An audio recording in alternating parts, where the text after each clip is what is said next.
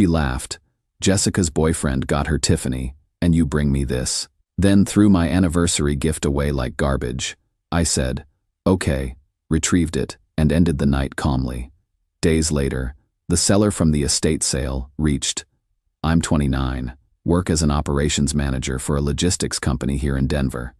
Been dating Brianna, 26F, social media coordinator, for about 18 months now.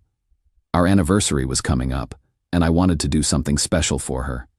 Here's the thing about me, I'm not the flashy type. Never have been. I don't buy expensive cars or designer clothes or any of that stuff. I grew up with my grandmother, and she taught me to appreciate things that have real craftsmanship, real history. Quality over flash, you know? So when I was thinking about what to get Brianna, I wanted something that meant something, not just expensive for the sake of being expensive, but something with genuine beauty and significance. About 3 weeks ago, I was driving through this older neighborhood and saw signs for an estate sale. I'm always curious about these things. You never know what treasures people accumulated over a lifetime. The house belonged to this elderly woman who had apparently collected art and jewelry for decades. That's when I saw it. This absolutely stunning Art Deco necklace from the 1920s. The craftsmanship was incredible. Intricate metalwork, genuine pearls. This beautiful geometric design that just screamed quality. It came with documentation showing its provenance, certification of authenticity, the works. The woman running the sale, Helen, told me the story behind it. It had belonged to the original owner's great-aunt, who wore it to speakeasies in Chicago during Prohibition. There was this whole romantic story about how it was a gift from a jazz musician who was trying to win her heart. I looked at that necklace and thought about Brianna. She's beautiful. She's got this vintage style sometimes, and I could picture her wearing it. Not because it was expensive, but because it had character, history, meaning. It wasn't cheap, $5,000, which is more than I've ever spent on a single piece of jewelry in my life, but something about it felt right, like it was meant to be hers. So I bought it. Yesterday was our anniversary. I'd planned this nice evening, dinner at her favorite restaurant, then back to my place where I'd set up candles and had the necklace waiting in this beautiful vintage jewelry box I'd found to go with it. Dinner was great.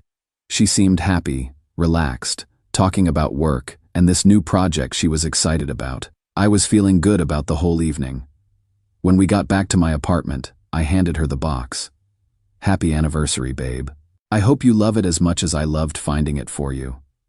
She opened it, and I watched her face expecting to see that moment of recognition. You know, when someone realizes they're looking at something really special. Instead, her expression just fell. Ethan, what is this? It's a vintage Art Deco necklace from the 1920s. Look at the craftsmanship, and the story behind it is incredible. She was already shaking her head. This looks like costume jewelry, like something you'd find at a thrift store. I felt my stomach drop, but I tried to explain. No, babe. Look at the documentation. This is authentic, certified.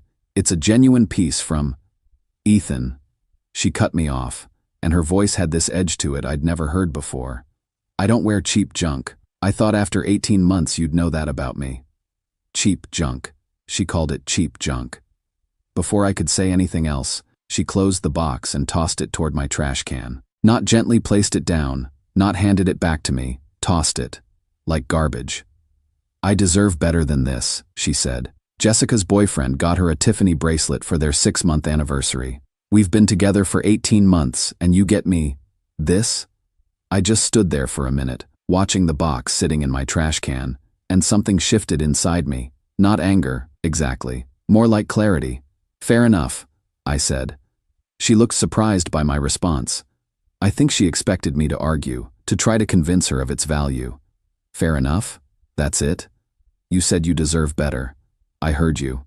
I walked over, picked the box out of the trash, and set it on my counter. I think you should go. Ethan, don't be dramatic. I'm not trying to hurt your feelings. I'm just being honest about my standards.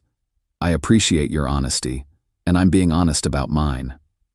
She left that night confused and a little angry. I could tell she expected me to chase after her, to apologize for not getting her something appropriate. Instead, I took the necklace back to Helen the next morning. She was disappointed but understanding. Not everyone recognizes quality when they see it, she said. The right person will. I got most of my money back, which is good because I'm pretty sure I'm about to be single. The thing that keeps bothering me isn't the money or even the rejection of the gift. It's that she looked at something I'd chosen specifically for her, something with genuine beauty and history, and saw garbage. And then she made it clear that what mattered to her wasn't the thought or meaning behind it, but how it compared to what other people's boyfriends were buying. I keep thinking about what that says about how she sees me. If a $5,000 necklace looks like cheap junk to her, what does that make me? Maybe I'm old-fashioned, but I believe gifts should be about understanding the person you're giving to, not about meeting some external standard of what's impressive. Am I wrong here? Should I have just gone to Tiffany and bought something with a recognizable brand name? Or is this a fundamental incompatibility that was always going to surface eventually? Update 1, quick recap. Girlfriend threw my anniversary gift in the trash, calling it cheap junk, even though it was a $5,000 vintage necklace. I took it back to the seller. We haven't really talked since. Yesterday, Brianna came over. Things had been weird between us. She'd been texting occasionally, but I'd been pretty short in my responses. I think she was waiting for me to apologize or try to make it up to her somehow. She seemed different when she arrived. Less defensive, more like she wanted to smooth things over. We sat on my couch, and she started talking about how maybe she'd reacted too strongly to the necklace, and that she appreciated the thought behind it. I was listening, but honestly, something felt off about the whole conversation, like she was reading from a script. Then she asked to use my bathroom, and while she was gone, I went to the kitchen to grab us some drinks. That's when I noticed my counter was messier than usual, papers shuffled around, mail moved. When she came back, she had this weird expression on her face. Not guilty, exactly, but like she was calculating something. "Ethan," she said, "I need to ask you something, and I want you to be honest." "Okay. How much did that necklace actually cost?" My stomach dropped. I knew exactly what had happened. When I'd come home from returning the necklace, I'd left the receipt on my counter with other paperwork. I'd meant to file it away but got distracted. Why? Just humor me. How much? I looked at her for a long moment. The way she was watching me, waiting for my answer, told me everything I needed to know. "You went through my papers." I didn't mean to. I was looking for a tissue and I saw, "Ethan, was that necklace really $5,000? There it was, the number that changed everything. Yes. She went pale. Actually pale, like the blood had drained from her face. Oh my God, Ethan, I'm so sorry. I had no idea. I thought, Jesus, $5,000, for real? And that's when I realized something that hit me like a punch to the gut. She wasn't apologizing for disrespecting my gift or hurting my feelings. She was apologizing for miscalculating its value. "So if you'd known the price, you would have liked it?" I mean, yes, of course. If I'd known it was that expensive, I would have looked at it completely differently. But it's the same necklace, the same craftsmanship, the same history, the same meaning. "But Ethan, you have to understand. How was I supposed to know? It didn't look expensive." That's when it all became clear. She didn't see a thoughtful gift that I'd chosen specifically for her. She saw a price tag that she'd misjudged. The way she was looking at me had changed too, like she was recalibrating my worth as a boyfriend, upgrading her assessment based on new financial information. "We need to get it back," she said suddenly. "Can you call that woman? Tell her you made a mistake?" "Brianna, I'll wear it everywhere. I'll post it on Instagram. Tell everyone how thoughtful you are, how much you spent." "Stop." Something in my voice made her pause. "You want me to buy it back because now you know what it cost." "I want you to buy it back because I realize I made a terrible mistake." "What mistake was that?" "Not appreciating what you were trying to do for me." But that wasn't true, and we both knew it. Her mistake wasn't failing to appreciate thoughtfulness. It was failing to recognize expensive when she saw it. "Brianna, if I hadn't left that receipt out, how would this conversation be going?" She opened her mouth to answer, then closed it. "You'd still think it was cheap junk. The only thing that changed is your knowledge of what I paid for it. But, which means you don't actually care about the necklace, or the thought behind it, or what it meant to me to find something special for you. You care about being able to tell people your boyfriend spent $5,000 on your anniversary gift. She started crying then, but they felt like strategic tears. Like she was trying to find the right emotional response to get the outcome she wanted. That's not true. I love that you wanted to get me something special. No, you love that I was willing to spend that much money on you. There's a difference. We talked for another hour, but it was pointless. She kept trying to convince me that she could appreciate the necklace now, that she understood its value, that she'd learned something about vintage jewelry. But she hadn't learned anything about vintage jewelry. She'd learned something about my bank account. After she left, I sat on my couch thinking about the look on her face when she realized what that necklace cost. Not embarrassed about how she'd treated me. Not sorry for throwing my gift in the trash. Just surprised that she'd miscalculated. I think that tells me everything I need to know about how she sees me and how she sees our relationship. Update 2. 2 weeks since Brianna found out what that necklace actually cost, and we finally had the conversation I'd been avoiding. Not the one she wanted to have. The one that needed to happen. She'd been texting me constantly since discovering the receipt. Apologetic texts, explanatory texts, texts about how much she'd learned about vintage jewelry, texts about wanting to make this right. I'd been responding politely but briefly, because honestly, I was still processing what her reaction told me about our entire relationship. Yesterday, she asked if we could meet for coffee to really talk through this. I agreed because I figured we both deserved closure, even if we wanted different kinds. We met at this little diner near my work. Neutral territory, casual atmosphere. She'd clearly put thought into her appearance, which felt significant somehow, like she was presenting the version of herself that she thought would be most persuasive. Ethan, she started before we'd even ordered coffee, I need you to know how sorry I am, about the necklace, about how I reacted, about everything. I nodded. I hear you. I've been doing research about Art Deco jewelry, about vintage pieces, about how to recognize quality. I had no idea what I was looking at. Okay. She seemed thrown by my lack of engagement. I think she expected me to jump in with reassurance or forgiveness. I want to make this right, she continued. Can we call that woman, see if she still has it? I promise you, if you get it for me again, I'll treasure it. I'll wear it everywhere. I'll never take it off. That's when I realized we were having completely different conversations. Brianna, I said, let me ask you something. If that necklace had cost $50 instead of $5,000, and you'd reacted the exact same way, would you be here right now trying to make it right? She paused.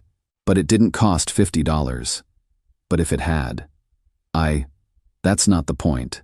The point is that I made a mistake, and I want to fix it. What mistake did you make? I didn't realize how much you'd spent on me. I didn't appreciate the investment you were making in our relationship. And there it was. Investment. Not thoughtfulness. Not understanding. Not care. Investment. Brianna, that necklace represented how I saw you. Something beautiful, with hidden depths, worth taking time to understand and appreciate. Your reaction to it showed me how you see me.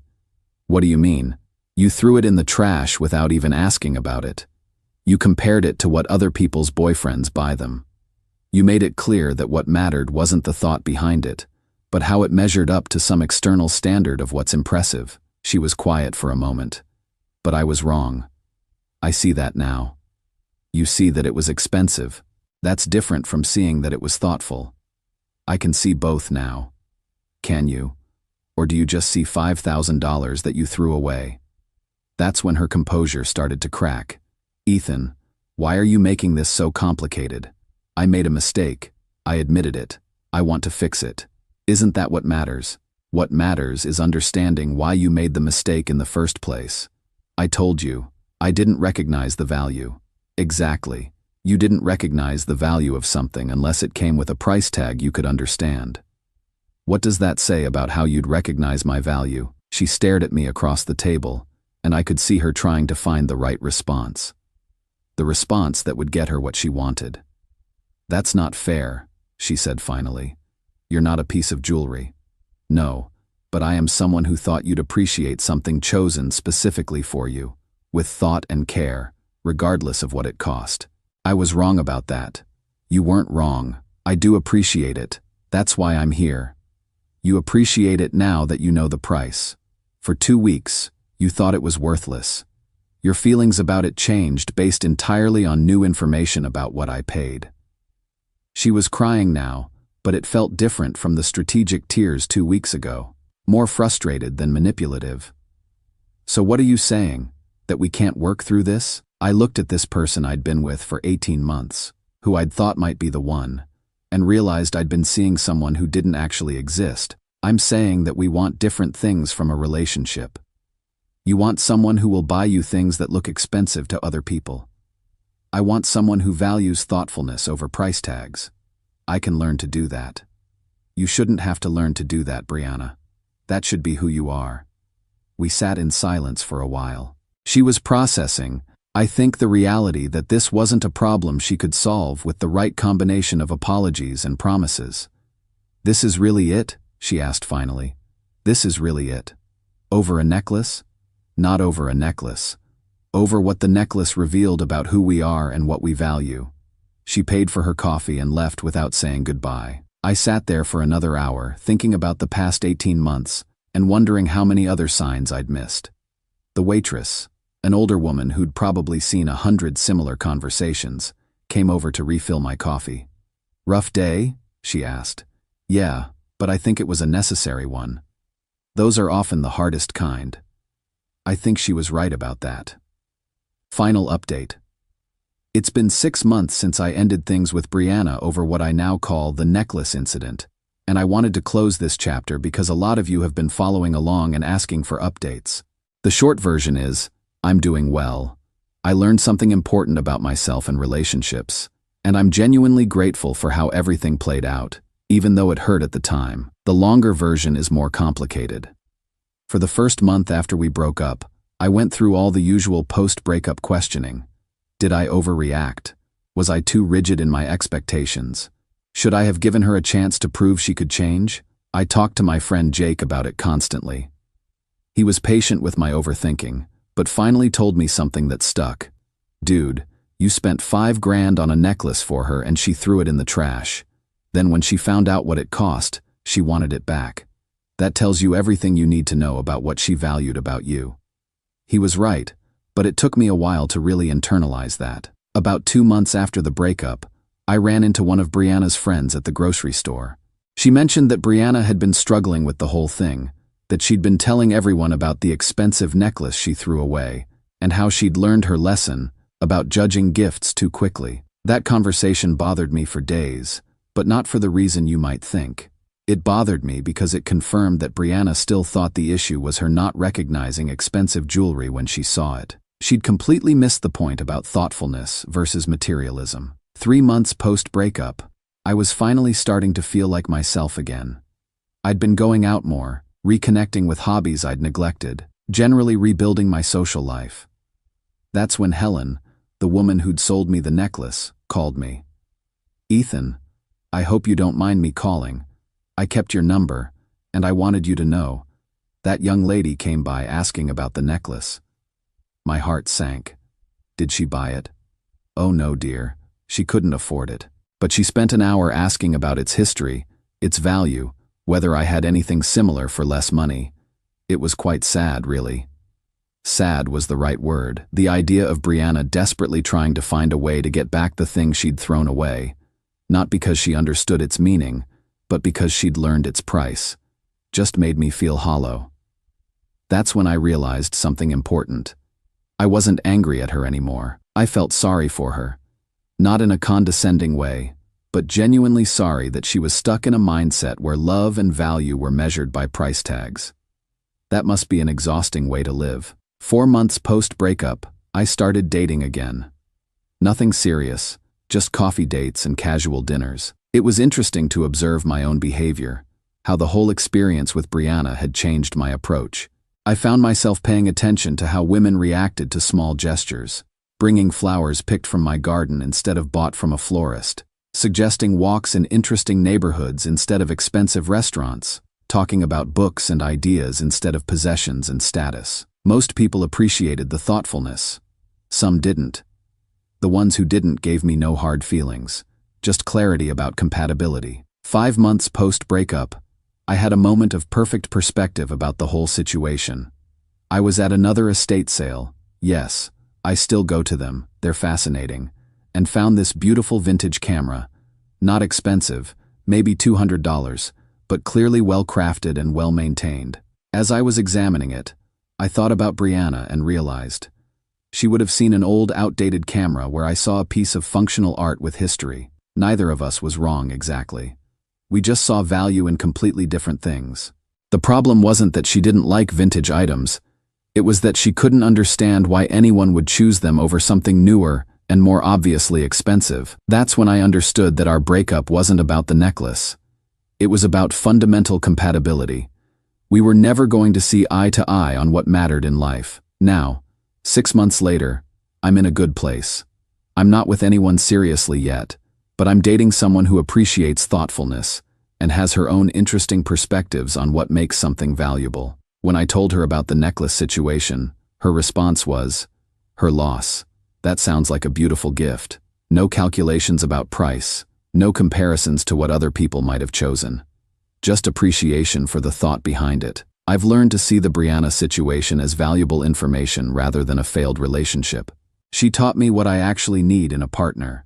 Someone whose values align with mine from the start, not someone I need to convince to see value the way I do. I also learned something about myself.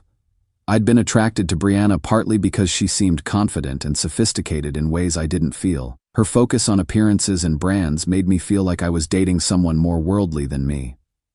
But confidence based on external validation isn't actually confidence at all. Real confidence is knowing what you value and sticking to it, even when other people don't understand or appreciate it. The necklace incident taught me that I'd rather be with someone who appreciates a $50 thoughtful gift than someone who only appreciates a $5,000 gift after seeing the receipt. I still think about Brianna sometimes, usually hoping she's found happiness with someone who shares her values. There are people out there who appreciate expensive brands and impressive gifts, and she deserves to be with someone who enjoys providing those things. But I also think about that necklace, and I hope Helen found the right person for it. Someone who would have seen its beauty immediately, understood its history, and treasured it for what it was rather than what it cost. Sometimes the most expensive lesson isn't the one you pay for. It's the one you pay when someone shows you who they really are.